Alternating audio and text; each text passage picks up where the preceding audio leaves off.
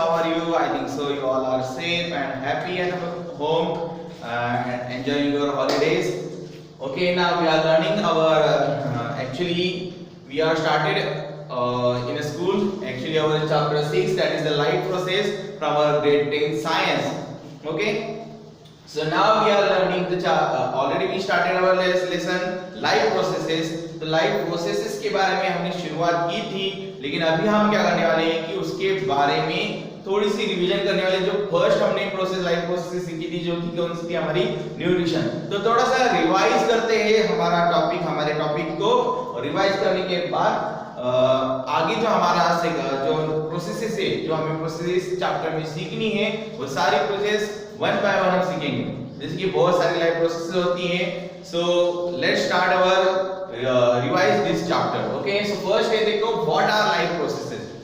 तो life process के बारे में जैसे कि अभी आपने जाना था और बहुत डिस्कशन भी हुआ था हमारा, तो उस तरह से कि लिविंग थिंग्स और नॉन लिविंग थिंग्स के बारे में अभी भी डाउटफुल है। जैसे कि कुछ बैक्टीरियाज, कुछ एनिमल्स इस तरह से होते हैं कि बहुत साल वो म्यूट कंडीशन में रहते हैं और अचानक से फिर वो ये होते हैं लाइक सीड्स हमें लगती है कि वो ये है नॉन लिविंग थिंग्स है, लेकिन जैसे उसे पानी वगैरह मिल जाता है, सॉइल मिल जाती है, तो सीड्स में से क्या हो जाता है, बहुत बड़ा सा पेड़ बाहर आ जाता है।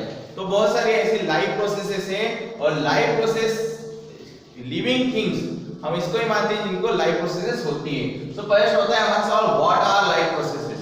तो इस चैप्टर में हम ये 4 लाइफ प्रोसेसेस जो होती हैं वो हम क्या करने वाले, सीखने वाले, जो कि हमारा टॉपिक है 6.2 है, जैसे कि न्यूट्रिशन में जैसे कि all living things require food.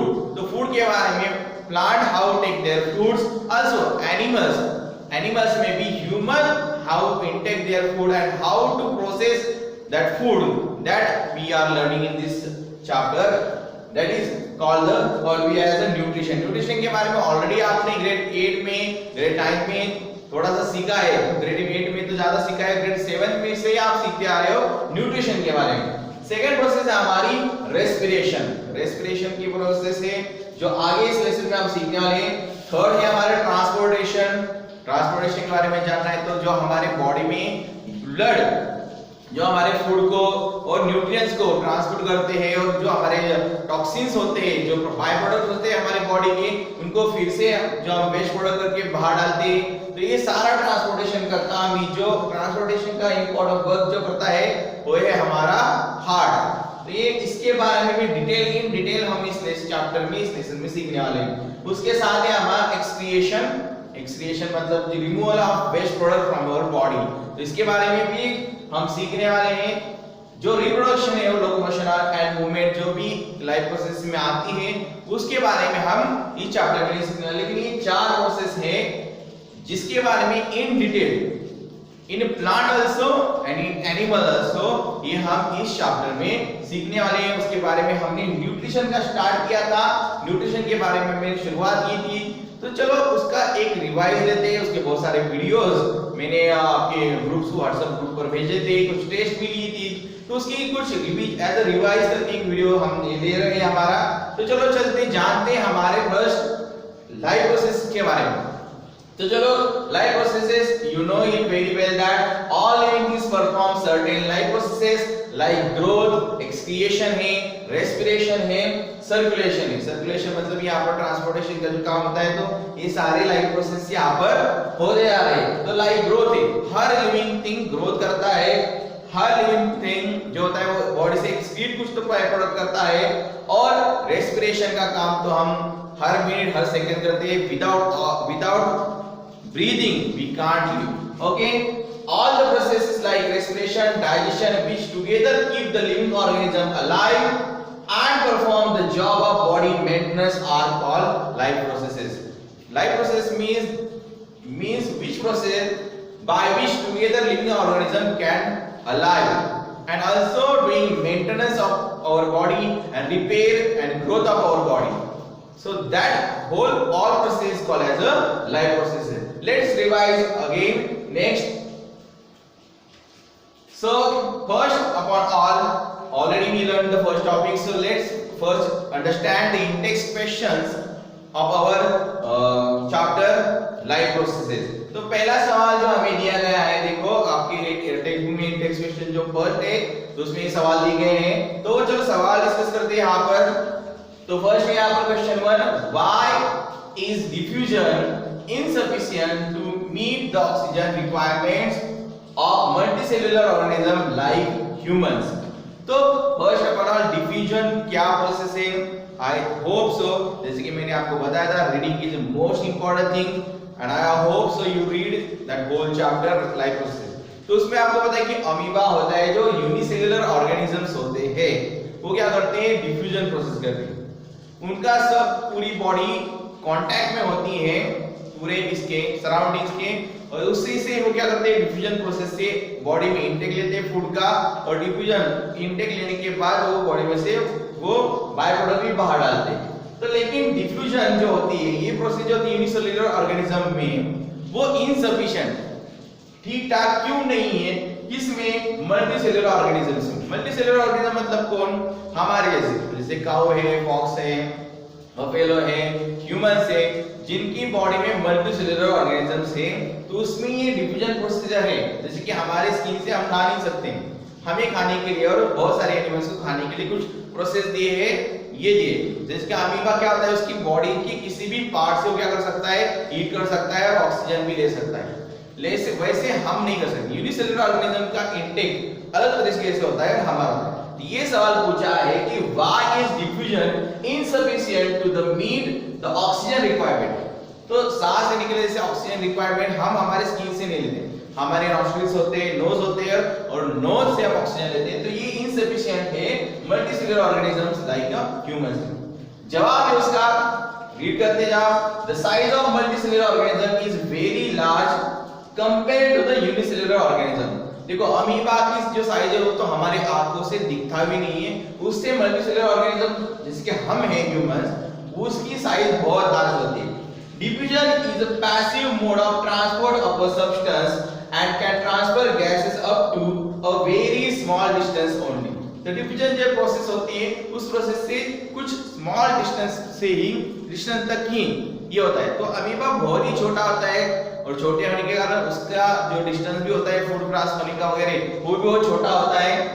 तो diffusion is passive mode of transport of substance and transfer gases up to a very small distance only. Diffusion process से क्या होगा कि कुछ स्मॉल डिस्टेंस तक ही गैसेस का पास होगा, जो कि हमारे इसमें बॉडी से क्या होना होता है कि नॉस्ट्रिल से पूरे ब्रीदिंग प्रोसेस से हमारे लंग्स को, लंग्स से पूरे ब्लड से पूरी बॉडी तक जाना चाहिए होता है। तो डिफ्यूजन जो प्रोसेस है वो हमारे लिए इनसफिशिएंट है, उस प्रोसेस से हमें नहीं हुआ। तो डिफ्यूजन ये जो यूनिसेलुलर ऑर्गेनिज्म है इनके लिए वो प्रोसेस क्या है, अच्छी। This will not be sufficient for multicellular organisms need। ये डिफ्यूजन प्रोसेस से ट्रांसपोर्ट जो होता है गैसेस का, वो क्या होता है, वेरी स्मॉल डिस्टेंस तक होता है। So this word is important, this sentence is important. Diffusion is a passive mode of transport of substance. ये छोटा सा ही मोड ऑफ पैसिव है, मतलब डिफ्यूजन से क्या होता है कि जहां पर हायर डिफ्यूजन प्रोसेस में क्या होता है, ये छोटा सा से कुछ बहुत छोटे डिस्टेंस पर ये क्या होता है, ट्रांसपोर्ट होता है। तो यहाँ पर and can transfer gases up to a very small distance, इसमें से कुछ स्मॉल डिस्टेंस तक ही गैसेस ट्रांसफर हो सकते हैं। इसलिए ये डिफ्यूजन जो प्रोसेस है वो हम जैसे मल्टीसेलुलर ऑर्गेनिजम्स के लिए सफिशिएंट नहीं है, it is insufficient to us. I hope so you understand it. Now let's go to the next question. Second question यहाँ पर, what criteria do we use to decide whether something is alive or not। तो कौन सा ये criteria हमें decide करना चाहिए कि समथिंग अलाइव है या नहीं। लाइक दैट आपको पता है क्लाउड्स भी मूव करते हैं, तो क्लाउड्स मूवमेंट कर रहे हैं, that means they are alive. और यू मे से दैट गाड़ी भी चल रही है रोड से, तो गाड़ी चल रही है रोड से, तो ये क्या जिंदा हो गई, अलाइव हो गई। तो ये कौन सा क्राइटेरिया है जो हम यहाँ पर देख सकते हैं। The main criteria to check for life is the sign of breathing and respiration. तो मेन क्राइटेरिया कौन सा है यहाँ पर, ब्रीदिंग और रेस्पिरेशन। अगर कोई जीव, कोई ऑर्गेनिज्म ब्रीथ कर रहा है, रेस्पिरेशन प्रोसेस कंप्लीट कर रहा है, that means that organism is alive. If there is no sign of breathing और respiration, then the given organism is not alive.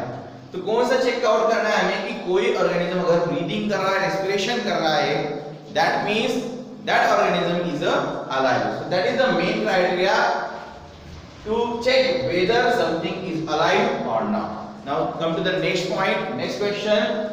What are outside raw material used for by an organism?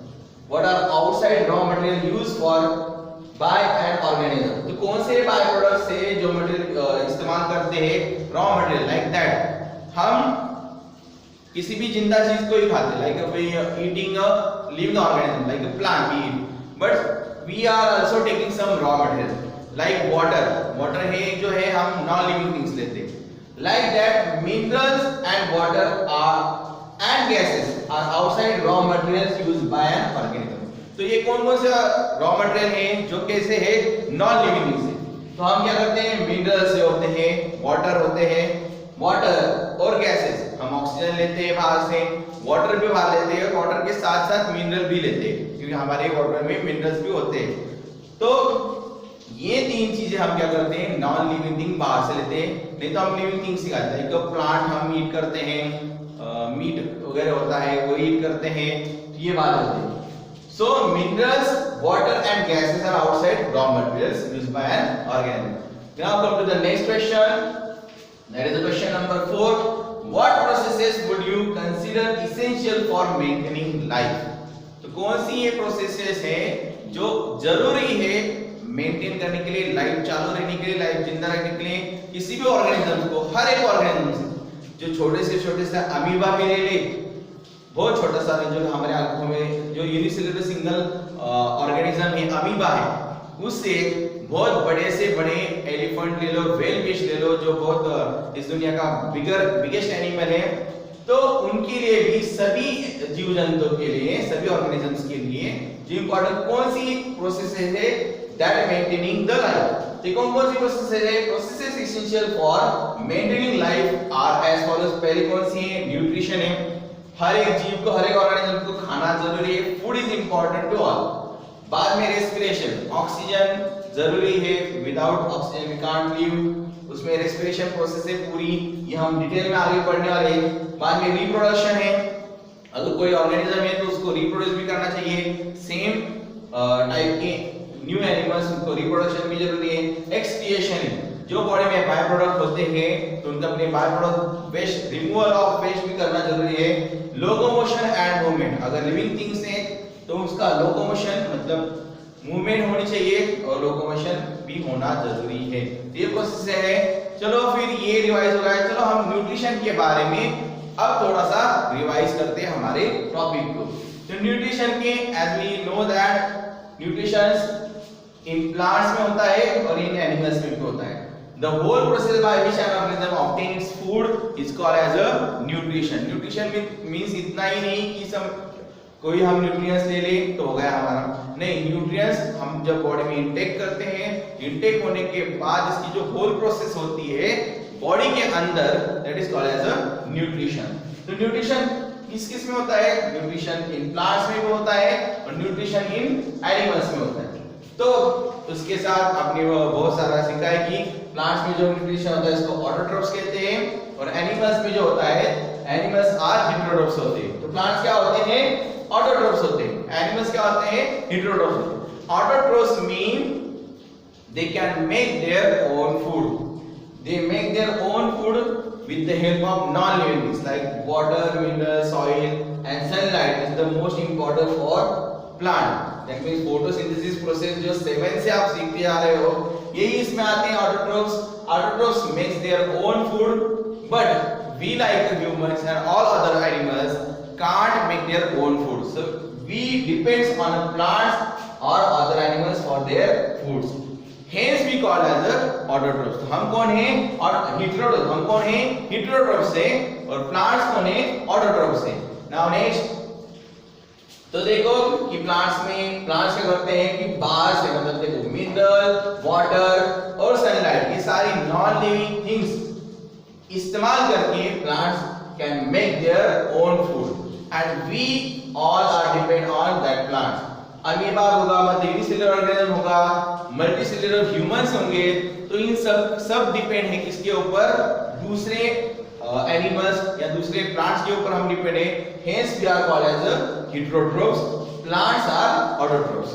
आगे देखते हैं फिर यहाँ पर तो modes of nutrition, nutrition के जो मोड है वो दो प्रकार के हैं यहाँ पर। फर्स्ट है autotrophic nutrition and second one is the heterotrophic nutrition. तो ऑटोट्रॉपिक न्यूट्रिशन में क्या है, kinds of nutrition in which, देखो अब तक आप नॉर्मली जस्ट जानते थे, लेकिन in grade 10 we have to learn it in deeply. तो डीपर थोड़ा सा सीखना है यहाँ पर, kinds of nutrition in which inorganic materials like carbon dioxide, water etcetera are utilized prepare organic food by the process of photosynthesis. So by the process of photosynthesis plants make their food using carbon dioxide also and water also.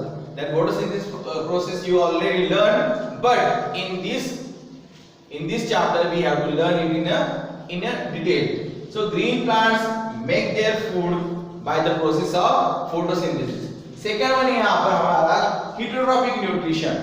Heterotrophic nutrition है kinds of nutrition in which organisms do not possess the ability of synthesize their own food.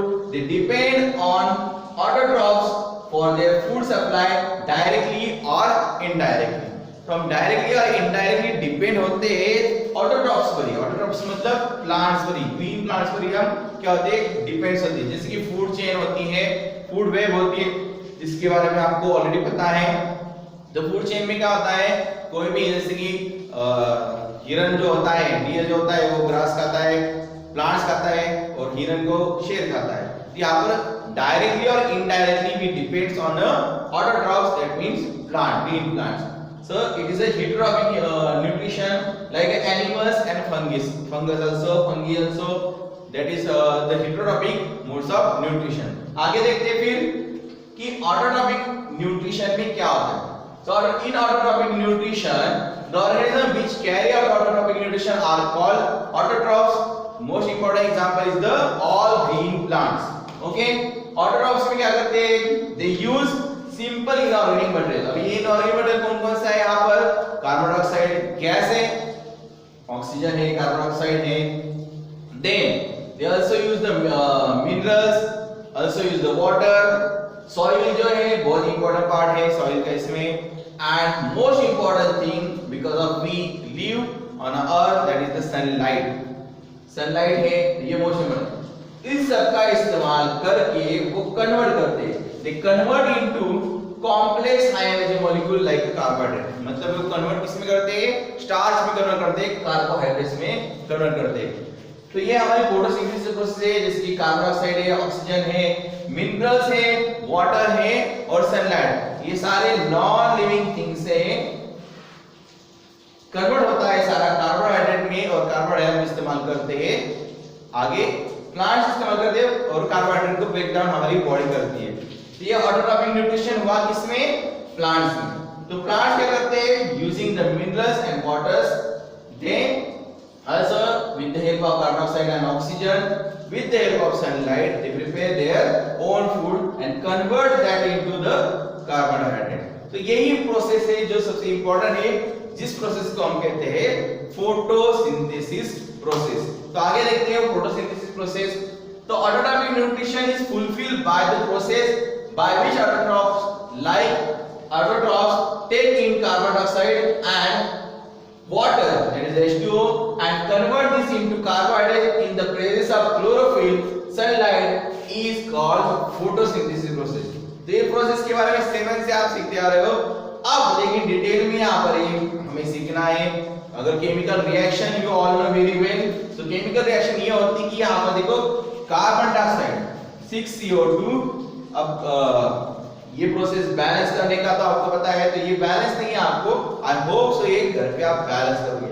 तो देखो 6CO2 plus 12H2O in the presence of sunlight and chlorophyll, spelling यहाँ पर गलत है, chlorophyll या chlorophyll C6H12O6, ये हमारा ग्लूकोज है, कार्बोहाइड्रेट से यहाँ पर ये ग्लूकोज 6O2 6H2O, मतलब यहाँ पर फोटोसिंथेसिस में प्रोसेस में प्लांट्स क्या करते हैं, कार्बन डाइऑक्साइड और वाटर के साथ में लेकर with in the presence of chlorophyll और सनलाइट के प्रेजेंस में ग्लूकोज बनाते हैं, ऑक्सीजन बाहर डालते हैं, उसके साथ वाटर भी क्या करते हैं, बाहर डालते हैं, वाटर भी प्रोड्यूस करते हैं यहाँ पर। तो ये जो प्रोसेस है, ये जो रिएक्शन है, ये जो इक्वेशन है, that is very important for the photosynthesis process. तो यहाँ आपको क्या करनी है, ये रिएक्शन बाय हार्ट ही करो, क्योंकि ये अब से 12th तक और उसके आगे भी अगर आप साइंस में रहते हो, साइंस फील्ड में, तो बहुत इंपॉर्टेंट है। This process is known as a photosynthesis process. आगे देखते हैं तो फोटोसिंथेसिस प्रोसेस में कौन-कौन से रॉ मटेरियल यहाँ पर इस्तेमाल होते हैं। सो फोटोसिंथेसिस प्रोसेस में first important thing is the sunlight, then second important thing is the chlorophyll. Sunlight absorb by the chlorophyll, ये सनलाइट होती है वो क्लोरोफिल क्या करता है, एब्सॉर्ब कर लेता है। देन थर्ड है carbon dioxide. Carbon dioxide enters through stomata. Stomata क्या है, tiny pores on the leaf, किसी भी लीफ का जो टाइनी पोर्स होते हैं उनके थ्रू स्टोमाटा एब्सॉर्ब किया जाता है। Then oxygen is release as a by product through the stomata on leaf, और उसी स्टोमाटा से, इसलिए plants are very important for us because they produce oxygen. Stomata leaf में छोड़ा जाता है, रिलीज बाय प्रोडक्ट होता है, और water plus dissolved minerals like nitrogen, phosphorus etcetera are take up by the roots from the soil. जो roots होते हैं उससे वाटर और मिनरल्स लिए जाते हैं, और ये रॉ मटेरियल है। किसके लिए रॉ मटेरियल है, ये रॉ मटेरियल है फोटोसिंथेसिस प्रोसेस के लिए। आगे देखते हैं फोटोसिंथेसिस प्रोसेस क्या होती है। तो साइट ऑफ फोटोसिंथेसिस, क्लोरोप्लास्ट, ये बहुत इंपॉर्टेंट होता है। क्लोरोप्लास्ट मतलब ग्रीन कलर जो प्लांट का होता है, that is because of that chloroplast. Chloroplast in the leaf, chloroplast contain chlorophyll, that is the green pigment, and because of that green pigment all plants look green color. So main events photosynthesis process में कौन-कौन से होते हैं। तो अगर आपको photosynthesis process के बारे में प्रॉपर्ली लिखना है तो मेन इवेंट्स ये होंगे। फर्स्ट होता है absorption of light energy by chlorophyll, chlorophyll that absorb the light energy. Then second, conversion of that light energy into chemical energy plus splitting of water into hydrogen and oxygen. So that chemical energy converted into that light energy converted into the chemical energy and splitting of water into hydrogen and oxygen. Water dividation होता है, देखिए H2 होता है तो उसमें hydrogen oxygen separate होता है। Reduction of carbon dioxide to carbohydrate, और उसमें जैसे कि हमने जो इक्वेशन में दिखा C6H12O6, तो कार्बन डाइऑक्साइड का रिडक्शन हो जाता है, किसमें, कार्बोहाइड्रेट्स में हो जाता है। तो आगे देखते हैं यहाँ पर कि प्रोसेस ऑफ फोटोसिंथेसिस। तो ये प्रोसेस अगर यहाँ पर देखो दिखाई दी गई है कि अब तक आप नॉर्मली ऊपर तक जैसे हम मानते थे फोटोसिंथेसिस प्रोसेस, यहाँ पर थोड़ा डीप में यहाँ पर देखना है कि क्या होता है यहाँ पर कि कार्बन डाइऑक्साइड लिया जाता है प्लांट से, उस तरह से ऑक्सीजन रिलीज कर देते हैं एयर में in the presence of sunlight. Sun यहाँ से सन की धूप ली जाती है, chlorophyll that absorb the sunlight and using carbon dioxide they break down the water molecule into hydrogen and the oxygen। यहाँ पर कार्बन डाइऑक्साइड कन्वर्ट हो जाता है यहाँ पर इसमें कार्बोहाइड्रेट्स में होता है, किसमें कन्वर्ट होता है, कार्बोहाइड्रेट। और मेन इंपॉर्टेंट पार्ट जो इस प्रोसेस के लिए जो होता है that is the cooking kitchen of the leaf. जो लीफ को क्या कहते हैं, प्लांट्स का किचन कहते हैं। तो किचन में सबसे मोर इंपॉर्टेंट पार्ट कौन सा होता है, यहाँ पर क्लोरोप्लास्ट होता है। तो प्रोसेस फोटोसिंथेसिस में ये होता है कि with the help of roots are taking with in the presence of sunlight, chloroplast chlorophyll absorb the sunlight, carbon dioxide taken by the leaf, then roots, by the roots, water and minerals also taken by the roots, and the whole process happen inside the leaf and they produce carbohydrate. What they produce? Carbohydrate, that means glucose, C6H12O6। okay, तो आगे देखते हैं यहाँ पर कि इसमें सबसे जो इंपॉर्टेंट रोल होता है वो होता है स्टोमाटा का। जो प्लांट का जो स्टोमाटा होता है कि दैट स्टोमाटा एब्सॉर्ब। तो stomata, as we know that stomata are the tiny pores present on the surface of the leaves. तो स्टोमाटा के बारे में थोड़ा सा हम जानेंगे, ये रिवाइज कर रहे हैं थोड़ा सा। फंक्शंस क्या होते हैं स्टोमाटा के, exchange of gases. Stomata also take oxygen and carbon dioxide also. Oxygen कब लेते हैं? Actually plants are also taking oxygen for their living. Plants क्या करते हैं? खुद के जिंदा रहने के लिए वो ऑक्सीजन लेते रहते हैं, लेकिन जब भी सनलाइट होती है, सनलाइट का प्रेजेंस होता है, लाइट होती है, तो लाइट एनर्जी में वो क्या करते हैं? तब उस वक्त वो क्या करते हैं? कार्बन डाइऑक्साइड लेते हैं स्टोमाटा से, the tiny pores present on the leaves, उससे वो कार्बन डाइऑक्साइड लेते हैं और पूरे प्रोसेस से वो क्या करते हैं? कार्बोहाइड्रेट्स प्रोड्यूस करते हैं in a mostly in a day time. तो लूजेस सेकेंड फंक्शन है आपका स्टोमाटा का, loses large amount of water whatever during transpiration process. Transpiration process mean the excess of water leaving, plants leave excess of water, बहुत ज्यादा पानी होता है तो प्लांट्स क्या करते हैं? एक्सेस ऑफ वाटर होता है वो लीव करते हैं। तो यहाँ पर ये देखते हैं, यहाँ पर अभी स्टोमाटा किस तरह से दिखता है एक्चुअली रियल में, तो वो देखते हैं हम यहाँ पर स्टोमाटा। आगे देखते हैं कि ये देखो, ये रियल पिक्चर से स्टोमाटा की जूम करके लिए हुई है कि ये स्टोमाटा जब हम प्लांट के लीफ को बहुत जूम करते हैं तो यहाँ पर टाइनी पोरस आपको दिखाई देंगे, that is called as stomata, that present on the leaves, mostly below the leaves, beneath जो पार्ट होता है लीव्स का वहां पर ही दिखाई देता है हमें यहाँ पर। तो ये टाइनी पोरस होते हैं और उस टाइनी पोरस से ही ऑक्सीजन और कार्बन डाइऑक्साइड इनटेक करने का काम यहाँ पर होता है। आगे देखते हैं स्टोमाटा के बारे में थोड़ी सी जानकारी लेते हैं हम यहाँ पर। तो ये स्टोमाटा का ओपनिंग है जिसके बारे में आई थिंक सो हमने हमारे साइंस लैब में भी इसके बारे में देखा है। जो स्टोमाटा होता है उसका एक स्लाइड हमने देखी थी। तो यहाँ पर स्टोमाटा का ओपनिंग होता है और स्टोमाटा में एक क्लोज स्टोमाटा है। तो स्टोमाटा में क्या आता है? मेन सेल वॉल जो हमारा फंडामेंटल यूनिट ऑफ लाइफ, इस सेशन में जो लास्ट ईयर हुआ था उसमें आपने मोस्टली सेल के बारे में बहुत सारी जानकारी ली है। तो न्यूक्लियस होता है, क्लोरोप्लास्ट जो ग्रीन पिगमेंट्स हैं वो यहाँ पर दिखाई दे रहे हैं, that is the chloroplast. Vacuoles होते हैं सेल्स में, उसके तरह गार्ड सेल्स होते हैं, ये कौन सी इसमें गार्ड सेल्स हैं, ये दोनों गार्ड सेल्स होते हैं। और यहाँ पर बीच में होता है स्टोमाटा, ये क्लोज है व्हेनेवर, और यहाँ पर ये है सेल वॉल। तो जब भी क्या होता है कि स्टोमाटा ओपन और क्लोज होता है, कब कब होता है ओपन और क्लोज? जब भी ऑक्सीजन रिक्वायरमेंट होती है और जब भी कार्बन डाइऑक्साइड लेना होता है, that stomatal pore get open हो जाती है। और जब भी इसकी रिक्वायरमेंट क्लोज हो जाती है तो स्टोमाटल पोर क्या होती है? क्लोज हो जाती है। और इसके थ्रू ही जैसे हम हमारे नॉस्ट्रिल से सांस अंदर लेते हैं बाहर छोड़ते हैं, उस तरह से plant also we can say plant also breathe using the stomata. तो we can also say that it is a nose of a plant. ये प्लांट्स का क्या है? नोज है। तो चलो अब तक यहीं तक आप देखते हैं और इसके बारे में जो होता है nutrition in that mean digestion, whole digestion process of human, वो हम अगले वीडियो में देखेंगे। आई होप सो आप पढ़ रहे हो, घर पे पढ़ाई कर रहे हो। Again I am saying that reading is the most important thing, और आपको पढ़ना है, रीड करना है घर पे। लाइफ प्रोसेस चैप्टर थोड़ा सा बिगर है हमारा, हम लेकिन हर एक प्रोसेस डिटेल में और ध्यान से देखेंगे। उसके बारे में कुछ वीडियोस भी मैंने भेजे थे, आई होप सो आपने उसको स्टडी किए होंगे। Do study properly and also reading भी आपको करना है। So thank you so much.